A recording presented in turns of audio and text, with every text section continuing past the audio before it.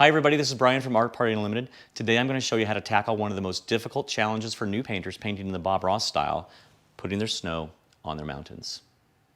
Okay everybody, what we need to talk about first is how to hold your knife properly. So if you are a right-hander, and I'm going to paint right-handed today even though I'm actually a left-hander, but if you're a right-hander, what you've got to do is the long edge of this knife needs to be on your right-hand side. If you're a lefty, the long edge of your knife would be on the left-hand side. So since we're painting right-handed today, I'm going to orient my knife to the right-hand orientation here. So the other thing that we have to consider here is that you don't ever want to put your finger anywhere on top of your knife. Now, we talk about this in class all the time, and I'll still catch people as I walk around there slipping that finger back up on there because it's one of those things that's difficult to break bad habits. So if you're cutting in your kitchen with your knife on your finger, which by the way you shouldn't do because that's dangerous, you have a tendency then to do the same thing when you're in here with working with this knife. You have a tendency to feel like that's going to guide you or that you have more control that way, but I would beg to differ. It's going to actually cause you a lot of nightmares. What you want to do is you want to take your knife and you want to hold it on the side of the knife so that you're very much on the side of the knife, and you're holding this very loosely. And the reason why you want to do this and not have your finger up here is because if I press the canvas too hard, look, and I've got my finger on there, the knife doesn't give. It stays right in the same location. But if I have my fingers on the side and I touch my canvas too hard, look what happens. It causes it to break and like a hinge.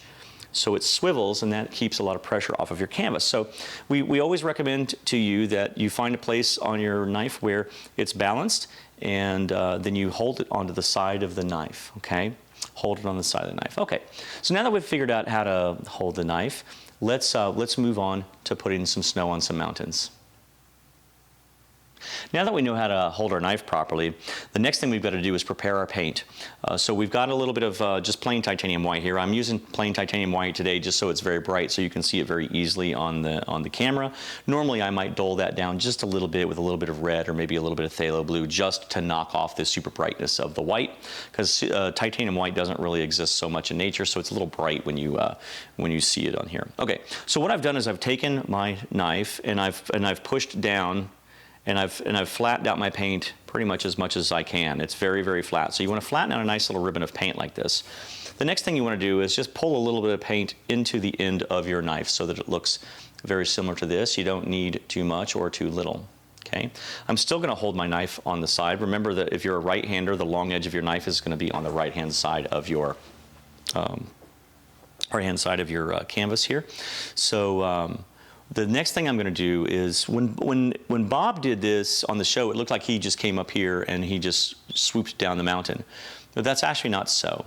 What happens is Bob would come up to his canvas and he would kick that knife out. So that knife is kicked out a little bit. It's not flat up on the canvas like a lot of folks I see in class want to try to start. So you kick that knife out. So the way that we think about this knife is this knife has a little point on it. So why don't we orient the knife with the peak of our mountain that we want to work with.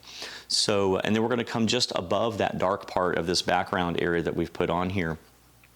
And we're going to start our mountain, start our snow on the mountain, sorry about that. So what we do is we kick out that knife a little bit and we move up very closely, still holding the knife onto the sides.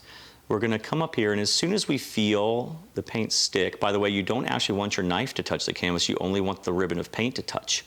Once we feel that stick, we know that we can begin moving. So we're going to simultaneously move down the mountain, we're going to rotate our knife counterclockwise, and we're going to start lowering that handle down toward the canvas so it's flat on the canvas as we move down that mountain to expose more paint to the canvas. So here we go. Ready? Here we go. Now, see how beautifully and easily that paint goes on? That's pretty simple. Now, I ran out of paint right here, so all I have to do is go grab some more paint. I've got it on my knife, and I can just add it right in to that mix. I keep running out of paint because I'm hitting that stretcher bar too. So we just keep going right down the line, and we can get that in there. See, so that's nice. Let me do it somewhere where that stretcher bar is there. Let's try this again. You come right up here. So the procedure again is just to come right on up, kick that knife out a little bit, come up just above the shadow, because you can't have shadows until you have highlights. So the highlight has to go in above the shadow. The knife is now stuck, so I can feel it. I'm now going to come down my mountain. I'm going to rotate my knife counterclockwise, and I'm going to come down that mountain. Now, I will tell you that the faster you go, the more your paint will break apart. See how this paint broke apart really nicely? That's exactly what you're looking for. So here we've got a little bit of let me put a little shape to this. So you can also come up here, and you can, if you want to put a little shape to your mountain, you can grab a little bit, and you can kind of wiggle and jiggle your knife, and then you can come back down that mountain, and that'll break apart those straight lines pretty easily. I'm going to come up here, do this little peak. So here I've just got a little simple stack. So I'm not doing anything complicated on my mountains today, just to show you. I'm trying to illustrate it as easily as we possibly can.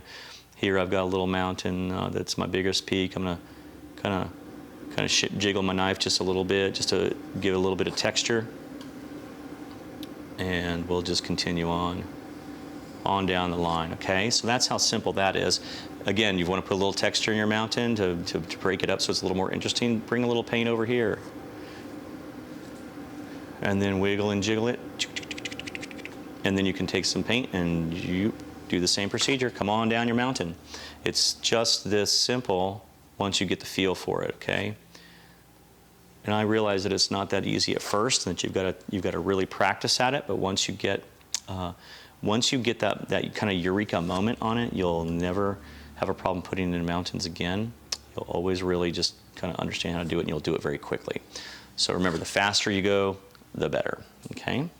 And that's how you do it. Remember, kick out that knife, come down the mountain, rotate your knife counterclockwise as you come down, and pull your paint. And that is all there is to it. I hope that you had a good time learning how to do this.